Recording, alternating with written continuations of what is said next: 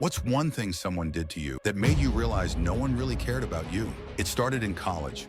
I was sharing a beat-up apartment with my buddy Jake. The house couldn't even fit a family of 5, but we made it work by splitting the bills. At least, that's what I thought. In reality, I was the only one paying the bills. Every time I asked Jake for his share, he'd hit me with an excuse. And I always believed him, because we'd been best friends since kindergarten. I didn't have time to overthink things. I was juggling classes, 3 jobs, and my girlfriend Sophie. Now Sophie, she was my dream girl since senior year. We had taken things seriously, or so I thought. She'd always ask for expensive things I couldn't afford, but I kept telling myself, that's what boyfriends do, right? I even gave Jake money for his mother's surgery, because that's what friends do. I gave Sophie thousands of naira I could have used to build my life. So one day I booked a reservation at the fanciest restaurant in town, just me and Sophie. Halfway through the date, I excused myself to use the bathroom. On my way back, I heard her talking on the phone. I paused. I listened. It was Jake on the other end. They were talking about me, not in a friendly way, but in a toxic way. Suddenly, it all clicked. The little glances they gave each other, the money I gave them, the lies. But I had no proof.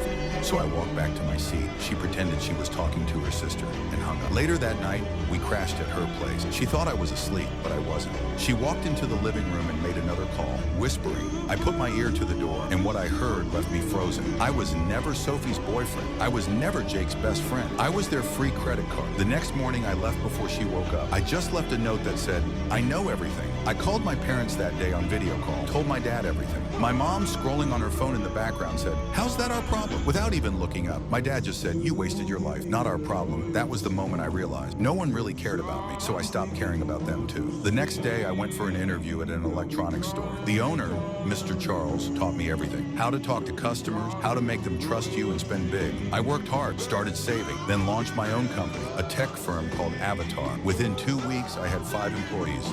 In a year, I was making more than Mr. Charles made annually.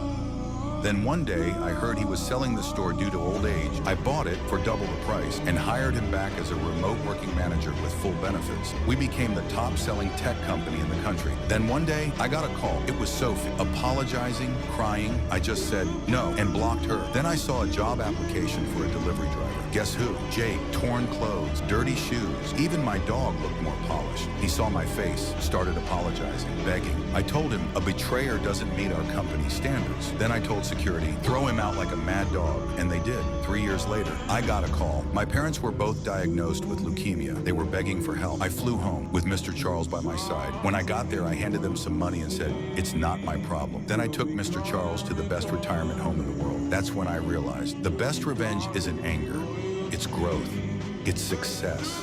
And family isn't who shares your blood.